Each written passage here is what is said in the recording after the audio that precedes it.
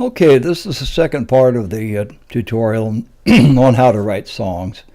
And this is assuming maybe you can't play an instrument, you don't have a whole lot of music theory behind you, you're just trying to get some tracks to practice to, or maybe you're trying to actually write a song.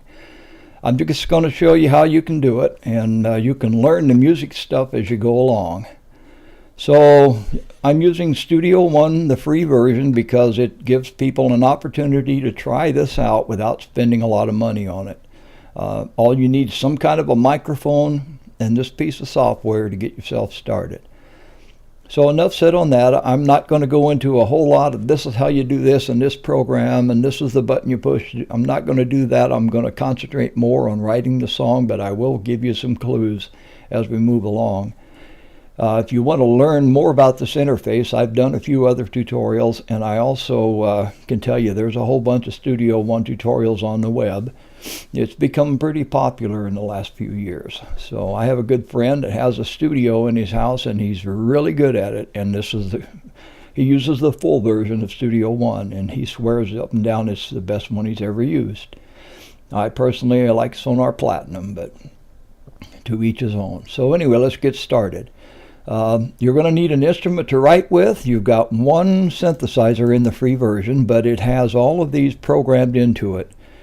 So you can take any one of these sounds that you want and use that to get yourself started. I don't know, I'll just grab one here. The guitar and analog string sounds interesting. Let's try that one. I've never used that one. So I just dragged it over and released it out here in the area, and you can see it opened up a track, armed it. Excuse me. And also the synthesizer is right in front of us here. Got a pretty nice sound. So we've got a way to hear what we're doing. That signal's just a little bit hot. I need to back that down. I didn't mean to blast that in your ears. That's getting a little better. Let's try it a little bit lower. Okay, that won't be so loud in the recording, and I apologize for the initial blast there. I didn't think about overall volume. There's a whole tutorial on this. All of these instruments are made with this one piece of software here, this one instrument synthesizer, software synthesizer. And you've got quite a bit of them here. I mean, there's a whole list of this list that's here is right here as well. So you can come up with strings, you can come up with drums, you can get bass guitar, you can write the lines for anything that you want to write. And you know, I can't help everybody with because of time constraints and all that. But if there's anybody out there that needs a little help, one-on-one, maybe they've got a question or trying to write a song, something that just isn't working right, I'll be happy to help troubleshoot it as much, you know, on an as I can basis. So we have this set, and we don't need to have it on displayed in order to use it. It's in there and it's active. So we're going to go to the edit window. Right down here you got the edit window. You got the mixer panel. This will show the active instruments that you have. If you notice, I've got several of them that I've opened here. I've had to do a couple of false starts. So I'll just hide those so they're not distracting us. I'm just right-clicking and hiding them. And let's see, we'll hide this one. No, that's the one we're using. We'll hide this other one. Okay, so to get started, we're going to go into the mixer window. I'll make it a little bit larger here. So we want to close the edit window. We're going to close the mix and open the edit window. We need to define an area that we're going to work in here, and I've got a pointer here from one of my false starts. So I'll just pull it down here to nothing. Well, I just released it in the wrong place. There we go. So the way you define a region, you can click a note and just get started, or you can hold down Control and take the pencil. And I'll just do 6 bars here just to give us enough to work with at the beginning. With the arrow tool, you can double click, creates a note, you can double click again and get rid of the note. If you double click and hold it down, you can drag it and set the duration of the note initially. You can also grab the end and adjust the duration here. You can also do it numerically here if you want. You can grab the front end and change it. You can set the velocity that the note is being struck. That has a bearing on how it sounds, and it has a bearing on how loud it plays as well. For instance, if I turn it all the way down, you can't even hear it, and I just erased it. There's a new note. I just made... Okay, so anyway, let's get back out here. So let's use this tool here. I'll do it that way. Okay, now if I turn it down, so it's there, but it's real quiet because it's just barely being struck. So that's kind of what you do with the notes here. And we need velocity to be about, I don't know, 80 on that where it was. Default's pretty good usually. Gives you some room to get louder and quieter both. And so that's a pretty good way to go. The other way you can create notes is you can use the pencil tool. Here's the pencil tool. All you do is touch it. And you can also lengthen it. You can grab either end just the same as you can with the arrow tool. The difference is with this one, if you touch it again, it'll erase it. There we go. So real quick. There you got notes. If you want to audition, again, you use the speaker, get near the front. Okay? If you want to mute a note, you select it, and now it won't play. Let's see what happens here. See, it's muted, so it's not even playing. And I can't seem to unhook it there. Here we go. There we go. All right, eraser erases things, which is pretty self-explanatory. So anyway, that's just the basics of getting this thing going. If you want to copy a note, if you create a note here, maybe lengthen it out. Now you want to copy it, you just have it selected versus not selected like this. So if you have it selected, you hit the D key, puts it at the next measure. So double click to get rid of it. So let's get on to the songwriting part of things. I'm going to use the key of C major, and because it doesn't have any sharps or flat, it's a lot easier to work with in terms of explaining things. So I'm going to use my birthday as a way to come up with the chord progression, so that I'm not using some chord progression that I already know that sounds good. I'm just going to pick some arbitrary numbers, and I'll actually change those a couple of times to show you what happens when you do that. As long as you're using the chords in the key, it will come out. I mean, there's no two ways about it. It will come out. Yeah, whether you like it or not, you know, that's a different matter. How does it sound to you? You know, you may not like the way it sounds, but it's musically correct. Okay, so the first letter or the first number of my birthday is 1. So we'll start with a C, which is the root note of the key. We'll put in a C note, and we'll lengthen it out here to be 1 measure long. I'm just doing 1 measure so it's easy to hear the chord ring out. Okay, so now how do we get to the second note? We skip 1 note. So C, D, E would be the second. That's right here. And if we hover over that, it'll show us if we got it right. So skip another note. So F, G. So we need a G in there next. And here's G. C, F, or C, E, and G make a C chord. And you can hear it. Not a bad sounding chord. There's a lot to be said for the major key. Minor seems to be real popular, but major keys can make some beautiful sounds. Okay, the second number in my birthday is 9. I was born before the turn of the century by about 50 years. So the second letter being a 9, there's only 7 notes in the scale, so we can't use a 9. We could use a 9, but it would jump clear up to a high D up in the next octave, and we just want to keep it in the same octave. So I'll subtract 7, and it makes it a 2. So I'll put in the D here because it's C, D. The next note up is a D. And the scale degree is 2, and so that's where we're going with the D. Now we go every other note. So D, E, F. So we need an F. I think I missed. I got an F sharp. I missed a little bit there. Okay, so we had a D and an F. Skip one note, so F, G, A, and an A. I missed the beginning, so we'll put it there. So that should be an A chord. Let's listen. Or a D chord, excuse me. It's a D minor. You can hear that. Let's hear how those sound together. Let's just let them play here real quick.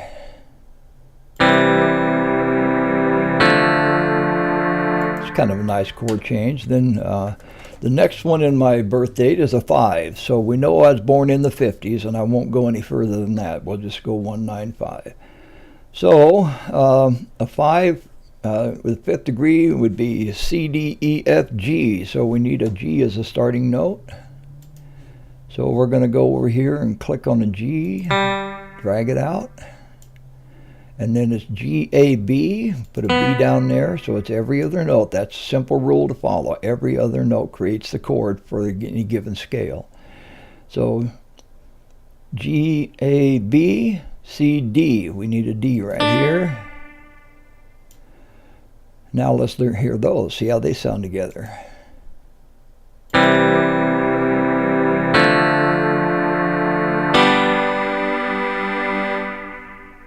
I think that sounds pretty good.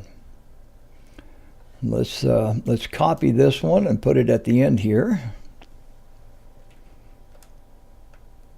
So I hit the D, and then just grab these and pull them out here.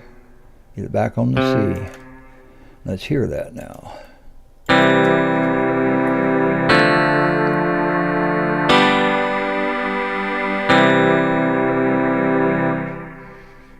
So that doesn't sound too bad. I think I would like to have the, I think I'd like to have this one just a little bit longer though. So let's select these, move these over here, and let's duplicate this one, and let's hear how that goes.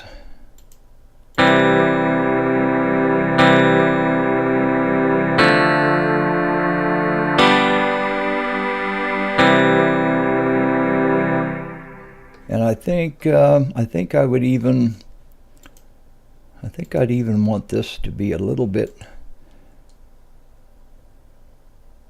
maybe when it returns to the 1, we'll have it play twice. And that's just arranging.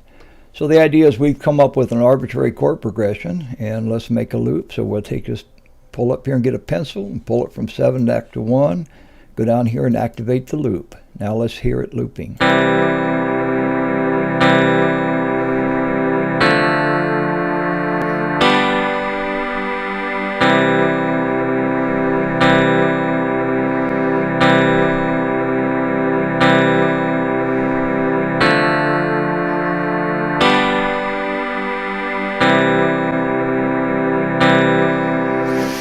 I think that sounds pretty good. Again, that's using the numbers for my birthday. So there's a chord progression made up that sounds pretty nice. Let's change this one. Right now it's a 2. Let's change it to 6. So that would mean the lowest note would be an A. So let's move it up to an A. Well, we already got an A, so we'll go B, C. And then we'll take this bottom one, C, D, E. We'll move it up to E. And we should have E, and we should have a C, and we should have an A. So that is the 6th degree. So let's see how that sounds. And I just picked it off the top of my head. Here we go.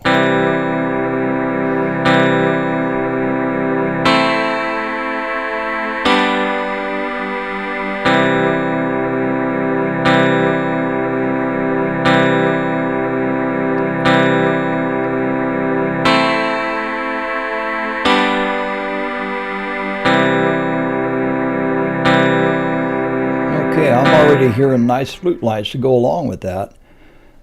Okay, let's change this one. Let's just dink around with this one a little bit. Let's change this one here.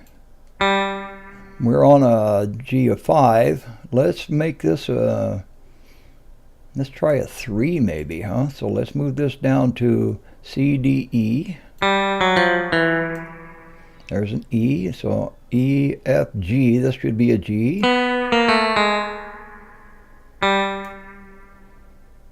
That's a G, and then the next one should be A, B. And that comes out to be a B, or an E minor. I just know because I've played them enough that I know what they are. But following the rules, every other note out of the scale. So here we go. Let's listen to how that sounds.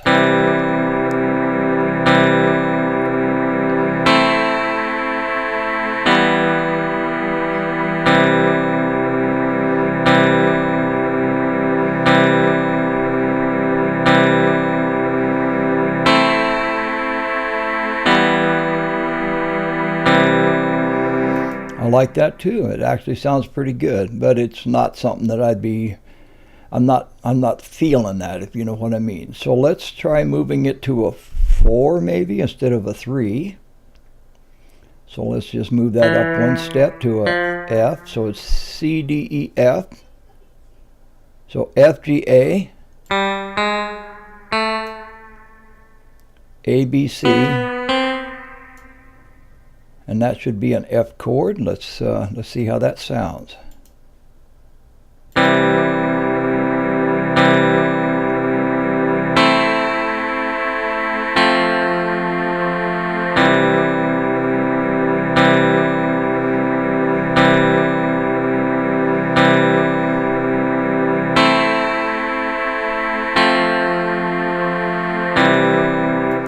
All right, let's move this last one there. Let's make that a 2. Let's just move it up 1. So D, E, F, and then F, G, A.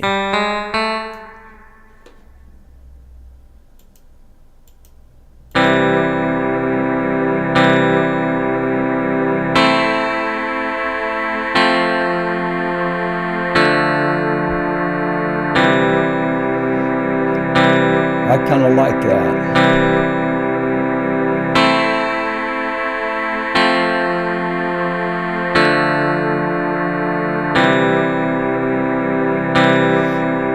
Okay, so this last note here doesn't leave you a lot of room to finish that out. So let's make that a little bit more room. So we can pull this out here, and then we can pull this loop point out here. And I just want to duplicate this so we got another 4 count in order to finish our tail end of our melody that we're doing. So let's hear how that sounds now.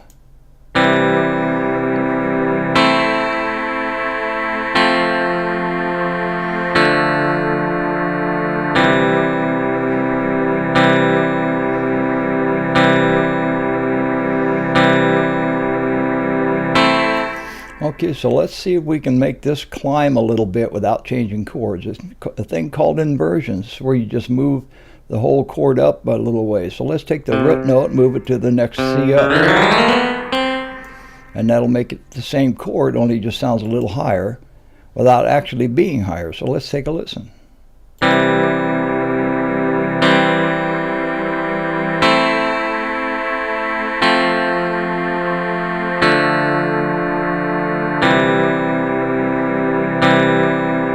Now this one I want to do the same thing to it, just because I'm hearing it. That's a C, so we're going to move up to C again. This one is an E, so we'll move it up to an E up there, and that'll give it a higher pitch, so that when it comes back to the 1, there's a definite change or a movement in the sound without changing chords. So here we go.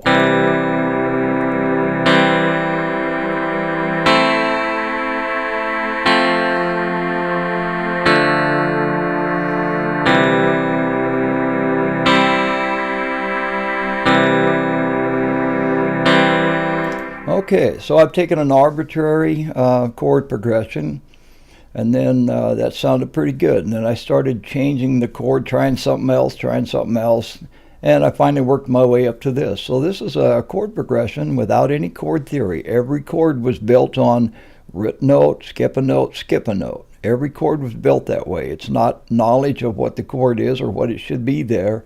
It's picking a scale degree. If you've got a 1, a 3, and a 5, you're going to start with a C, D, E, and then a 5 would be a G. So it's C, E, G.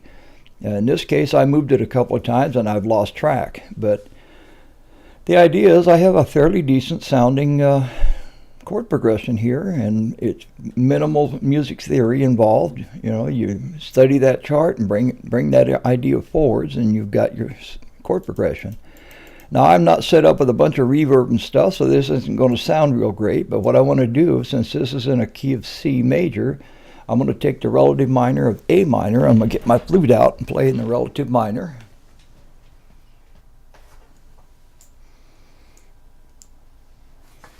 And let's just get a listen for the pitch there so I can kind of get an idea where I may want to start.